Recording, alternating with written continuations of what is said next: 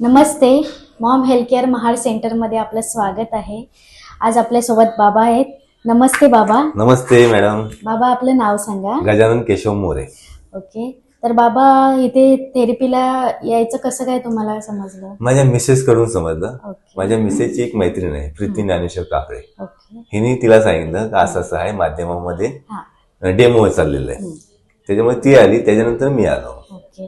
थेरपीला यायच्या आधी बाबा तुम्हाला काय काय त्रास व्हायचा? माझा 2012ला ऍक्सिडेंट झाला होता आणि 22ला मला त्रास चालू झाला. ओके. माझा हिप बाउन हा 4थ्या स्टेजला आहे आणि हा 3ऱ्या स्टेजला आहे. ओके.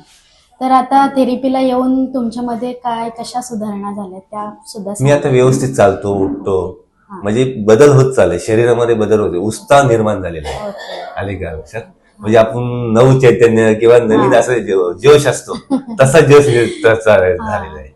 तर अजून काय काय सांगू शकता इथे? ह्याच्यामध्ये मॉम हेल्थ केअर मध्ये सगळ्यांनीच यायला पाहिजे. बरोबर. लहाना थोरांनी यायला पाहिजे. ज्याला आता कसं ऊन हा भेटत नाही, बरोबर. जो शरीराला तापमान पाहिजे तो भेटत नाही, कारण बिल्डिंग झालेल्या आहेत. बरोबर. हा पहिली आपल्या आई वडील लहान मुलांना उन्हामध्ये घ्यायला जायचे कावळ्या उन्हात. आता कावळ्या उन्हा आपल्या शरीराला पाहिजे, हीट ही पाहिजे. बरोबर. जर रक्त तापलं तर आपण तापू, म्हणजे आपण काम करायला जोश येईल. बरोबर. हे जे तुम्ही मॅट आणलेत, आम्ही महाडवाले तुमच्यासाठी धन्यवाद देतो.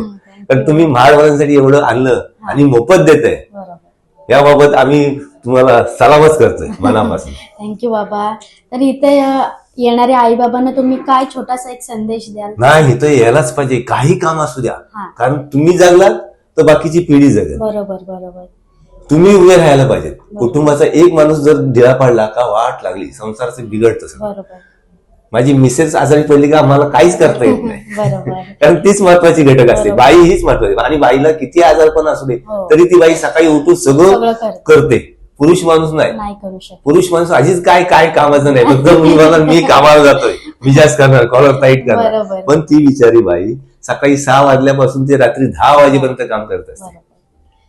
तर बरोबर आहे. बाबाने खूप छान असं सांगितलं, त्यांची लाईफस्टाईल पण सांगितली आणि इथे प्रत्येक आई बाबांनी येणंच गरजेचं आहे हे सुद्धा सांगितलेलं आहे. आणि बाबा तुम्हाला सांगते तर सकाळी लवकर येतात. ते एक ST महामंडळामध्ये कामाला आहेत आणि त्याच्यामुळे त्यांना वेळ मिळत नाही दिवसभर, म्हणून भागदौड करके मॉर्निंग सुबह जल्दी आते है बाबा.